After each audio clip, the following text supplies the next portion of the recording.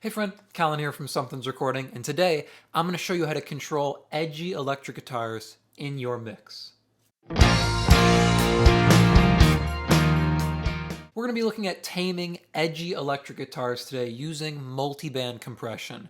This is going to help you make sure you can get your electric guitars bright in your track, but they're not so bright that they're harsh for the listener. But before we dive in here to the track, if you're ready to go a little bit deeper into the mixing process in its entirety and really start to hone your workflow as an audio engineer, then I have just the thing for you.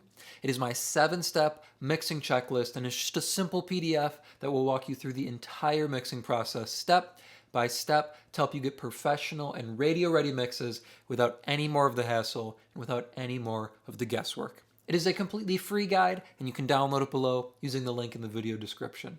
Now let's jump in here and take a look at these guitars. Let me hit play, of course, and show you where this mix is sitting at the moment. We've got everything in except for the lead vocal here. The artist still has to come back and track the lead vocal for this, but I want you to hear this track, and we're going to take a look at these guitars. So here's our mix so far.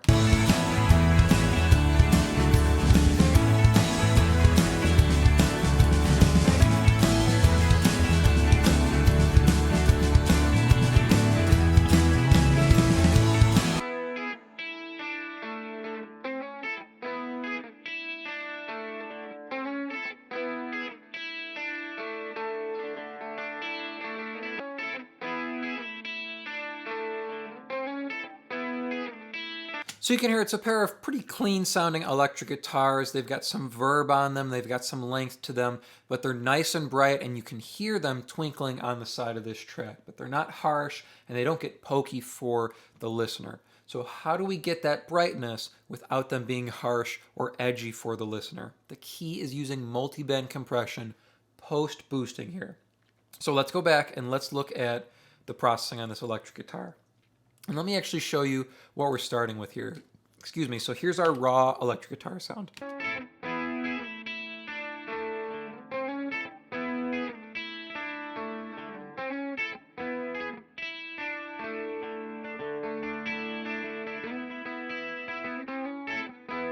So you can hear it's a good sounding guitar recording. It has some weight to it, it has some top end, it's got some nice mid-range to it.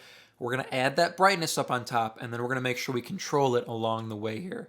So our first moves on this EQ, we're actually only doing two things here. Narrowing the frequency range here, so you can see I'm pulling in a high pass filter and a low pass filter. This is going to help us hone in on the heart of this electric guitar sound. We don't need all that extra bottom end. We don't need that super top end. That's going to give us harshness up on the top end. So this bottom end cut here, the high pass filter, is going to make sure we don't have any extended low end that we need that's going to fight with our acoustic guitars, our piano, or our bass guitar, or anything like that. It's going to clean up our bottom end. And then this top end cut, this low pass filter, is just reaching into the top end of this electric guitar to make sure we're not going to get too harsh as we boost down the line. So take a listen to these two filters as they go into play here. So without and then with.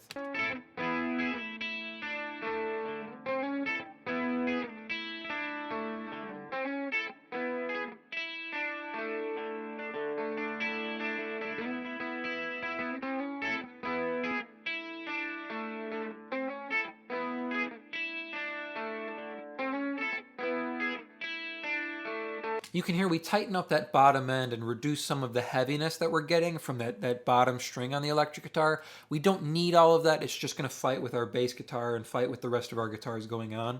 So we're pulling that out. We just want the essence of this guitar, which is that brightness we're going to emphasize up on the top end. Now before we do this boost, I'm going to throw in some compression here. And my favorite compressor to use on electric guitar these days is this Everest C100A. It's one of their analog emulations here inside of PreSonus Studio One. I love using this on electric guitar. It reminds me sort of like, you know, the LA3A that you'll see Chris Lord-Alge use a lot on guitars. But I love this on electric guitar. Take a listen. We're doing fastest release, medium style attack here, and we're only going to shoot for about 3 dB of gain reduction here.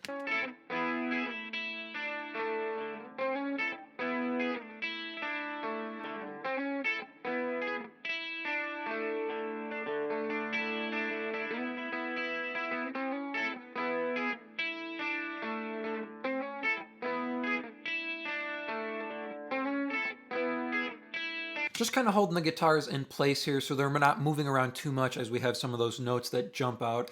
The reason why I love using this compressor is it doesn't impart too much of a tone change.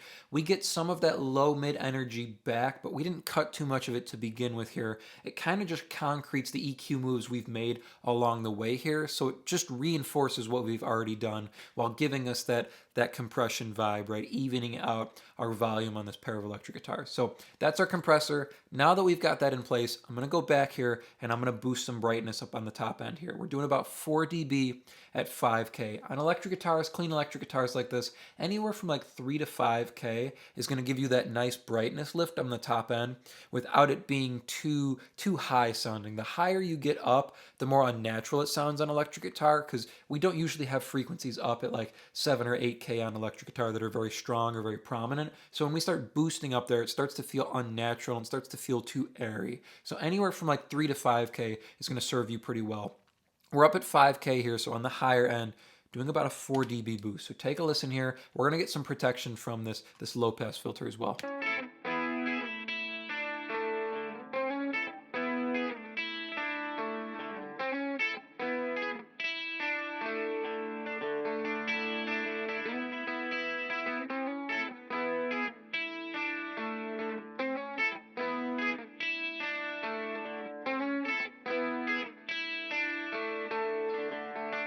So it's giving us a ton of brightness on this electric guitar, and it's also bringing out some of that crunch as he's picking through these notes here.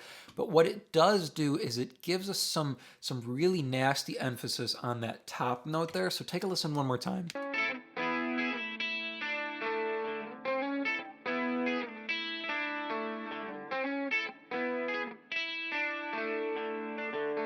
That last piece there gets a little bit too edgy for my liking. I don't want to pull this boost back because I like the brightness it's bringing to the rest of the guitar.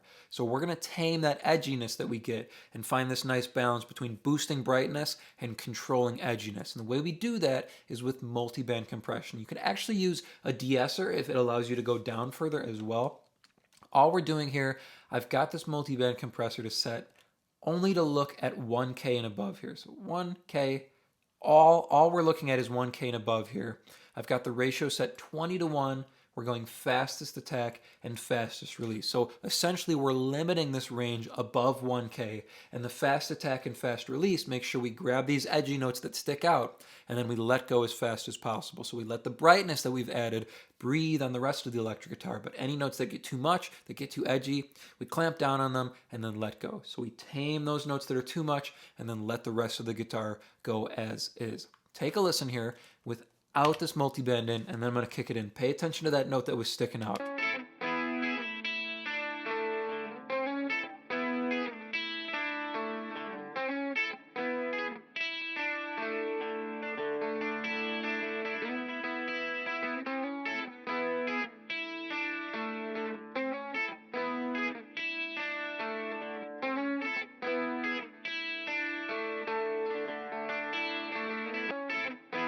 Now we have a level of control on that edginess on our electric guitar, so we can tone it down and set it where we want it. We can balance the brightness that we're adding to this electric guitar with that edginess that starts to come up as we add that brightness. So it's kind of this nice balance that we can strike between the brightness and the edginess on this electric guitar. So let me do a full A/B here now on all the plugins on our electric guitar.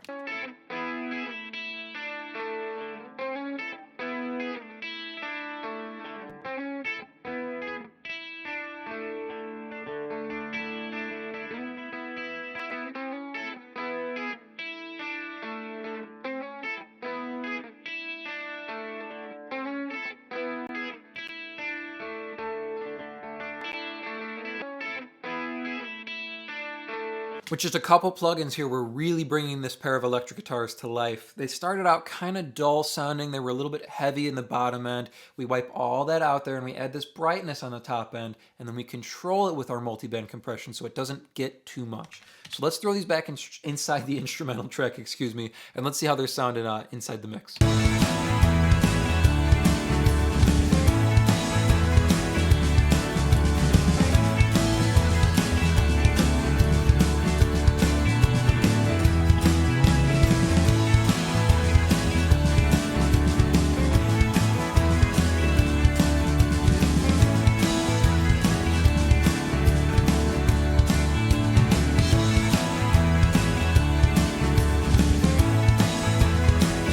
What the multiband compressor allows us to do is set the level of the electric guitar higher in the track. It controls that edginess so we can pull up the overall guitar sound and hear the rest of it, and not just those notes that are sticking out on the track. I hope that was helpful for you. As I mentioned at the beginning of the video, if you're ready to take your mixes to the next level and really start dialing in your workflow as an audio engineer, then I have just the tool for you, and it is completely free. It is my 7-step mixing checklist, and you can download it below to start creating more professional mixes in less time. Thank you so much for watching, and I will see you in the next video.